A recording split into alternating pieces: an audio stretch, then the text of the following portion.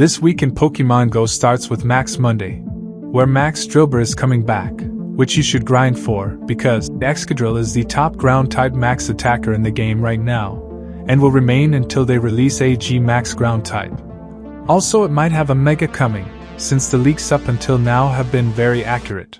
So if you want to grind as much Drillbur as you can use particles from Saturday and Sunday, meaning 1,700 particles total going into Monday, which is when you pick up the remaining 1,000 particles of Monday, which will take your total to 2,700 particles, letting you do a total of 10 Drillbur battles. And lets you earn 10 rare candy excels, because of the global challenge completion of Steel Skylines event. And just like every Max Monday, this will also be a great time to farm decent amounts of XP, where one 1-star D-Max battle gives a total of 26,000 XP on a lucky egg, and a total of 250,000 XP just from this 1 hour Max Monday. Also, in order to farm the most amount of candies and candy excels for Drillbur, Mega Evolve the following Mon.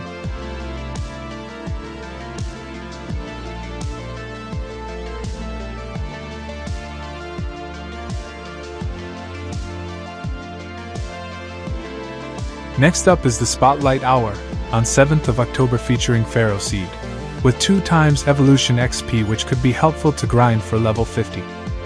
Since you get a 1,000 XP per evolution, which will be doubled to 2,000 XP for this entire 1 hour event, in which you can evolve the following mons: Caterpie, Pidgey, Pidove, Weedle, Whismur, and Wurmple. All of these mons just require 12 and 50 candies, half of normal, to get to their final stage. You can use this string to find them quickly. Also, if you have someone to trade with, keep any Pokemon that are free to evolve after being traded, such as Kadabra, Machoke, Graveler, Haunter, Boldore, Girder, Carablast, and Shelmet, and use this string to find them quickly. Another tip: if you wish to make even more out of this event bonus, you can round up all of your unregistered mons and evolve them, since you get 4,000 XP for a new Pokemon in this event, which will become 8,000 on a lucky egg. Though Ferrothorn is also decent in the Ultra League with a PvP IV of 7-14-15. Also, don't forget to grind for rare candy excels on this very day, since this will be the last day of the Steel Skylines event. But before we move on, if you are new to the channel or find yourself coming back on the regular, like and subscribe. These guides take a lot of time and effort to make, so you liking the video gives me immense motivation, and makes the video reach more people, thus helping them too. Also, don't forget to subscribe, so I can reach my goal of 1K subs by the end of this year. And back to the video.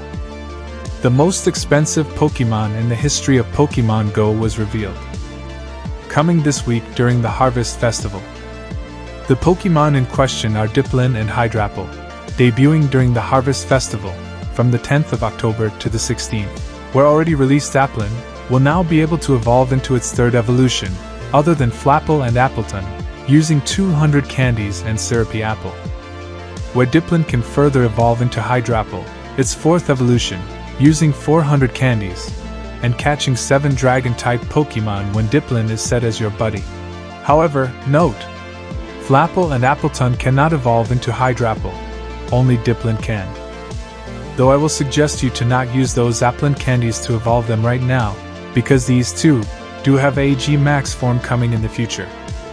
But even if you do that, it is still not a problem, because their G Max moves, G Max Tartness and Sweetness, are grass-type moves. And with G Max Rillaboom and Venusaur already released, you will be missing out on nothing, in terms of damage or as a tank. These will be the wild spawns, among which Pumpkaboo and Smoliv will be shiny boosted, both being pretty rare shinies.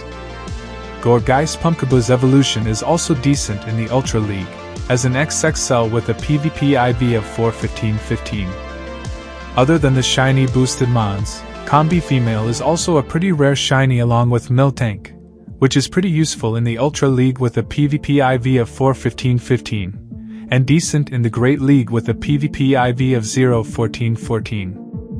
Those wild spawns will also be attracted to mossy lure modules on Pokestops, along with an increased chance of apples appearing too, which can also be Applin. 2 times candy from Pinap and silver Pinap berries is a welcome bonus for this event. Same shiny boosted mons will also be available in field research, so time for us to hunt for a Shundo, along with Applin for the first time. There will also be collection challenges, and a $5 ticket granting encounters with Applin, mossy lure modules and silver Pinap berries. A bad sea day for October was announced. But it's not all bad, there are a couple of good changes coming with it. The sea day in question is the Solosis sea day. I know what y'all must be thinking. Who asked for this and why bad shinies after bad shinies, both Flababy and Solosis? And I have the same question. Why Niantic, why? I mean, I could understand for Flababy since it has a Mega coming in the form of Mega Floette, but Solosis? Really? It doesn't even has a Mega, none that I have seen in leaks. But you can't say anything for sure now, since Mega Raichu, X, and Y are coming. But at least the bonuses are decent, not for you to get to level 50. Rather it is 3 times Catch Stardust, 2 times Candy and 2 times Candy XL chance. But they've changed some very fundamental things. Number 1. Lure modules will only last for 1 hour, instead of the usual 3-hour duration. Number 2. Lure modules will keep attracting shiny boosted Solosis until 9 PM local time, which will have a special background in the wild. Yes, special background mons in the wild. They've done a bad thing by reducing lure module duration, but given us special background mons to hunt in the wild, not just by field researches. And until 9 PM? What's cooking? What are these guys up to? What do you think? Comment down below because I just can't figure them out lately. Do not worry, I will be posting a detailed sea day prep guide as it is near. Next let's move on to 5-star and Mega Raids where Deoxys normal and defense form will be taking over, from the 7th to the 14th, with their raid hours on the 8th. Last time we couldn't duo the defense form because what the hell is this? So much defense. To put it into perspective, this is the 2nd highest defense in the game after Shuckle, and unlike Shuckle, Deoxys is a legendary. But this time we will duo it, and most probably solo every other form, so stay tuned for that. Since Deoxys is a pure psychic type, it will only be boosted in windy weather with a Hundo CP of 1806 and a weather boosted Hundo CP of 2257 for normal form, and a Hundo CP of 1299 and a weather boosted Hundo CP of 1624 for defense form. And to make the most of Deoxys candies and excels, you can Mega Evolve the following mods.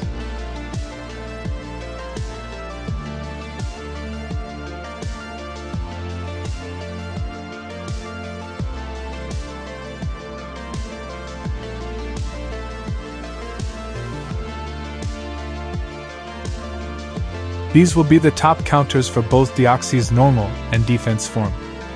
And these will be the budget. Alongside Deoxys, all 3 Hoenn Mega starters will also be replacing previous Megas, which are also great subjects to be soloed. Well, fingers crossed. Among which Mega Sceptile will be boosted only in sunny weather, with a Hundo CP of 1575 and a weather-boosted Hundo CP of 1969. Mega Swampert will be boosted in sunny and rainy weather, with a Hundo CP of 1699 and a weather-boosted Hundo CP of 2124. Mega Blaziken will be boosted in sunny and cloudy weather, with a Hundo CP of 1627 and a weather-boosted Hundo CP of 2034. And at the very last, Shadow Latias is the 5-star Shadow Raid boss currently sneaked into all weekends across October, boosted only in windy weather with a Hundo CP of 2006 and a weather-boosted Hundo CP of 2507. These will be the top counters for Shadow Latias. And these are the budget. Though I've already posted a easy Shadow Latias duo which you can watch right here. And at the very last these will be the research breakthrough mons you can get at the end of every week.